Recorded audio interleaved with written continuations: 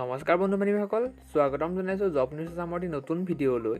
গুৱাহাটী ইউনিভাৰ্চিটিৰ যি first sem, third sem আৰু ফিফ্থ চেমৰ ৰিজাল্ট ঘোষণা কৰাৰ কথা আছিলে, আজি ঘোষণা কৰা হৈছে।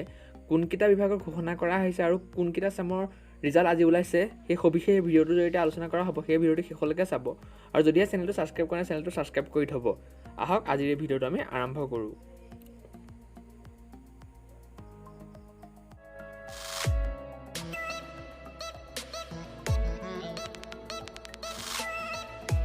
আপোনালোকে স্ক্ৰীনত দেখিছে যে BSc মেজৰ থাৰ্ড চেমৰ ৰিজাল্ট বৰ্তমান ডিক্লেয়াৰ কৰা হৈছে। BSc জেনেৰেলৰ ৰিজাল্ট হৈছে আৰু লগতে আপোনালোকৰ ৰিজাল্ট হৈছে BCom-ৰ মেজৰৰ ওলাইছে আৰু BCom থাৰ্ড চেমৰ জেনেৰেলৰ ৰিজাল্টসমূহ ওলাইছে।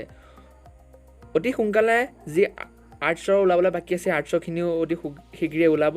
লগতে যি ফাৰ্ষ্ট চেম আৰু ফিফ্থ চেমৰ ৰিজাল্টখিনি ওলাবলগীয়া আছে, অতি কম দিনৰ ভিতৰতে ৰিজাল্টসমূহ ওলাই যাব। আপোনালোকে ৰিজাল্টসমূহ জিও পৰ্টেলত গৈ পেলাই চাই ল'ব পাৰে।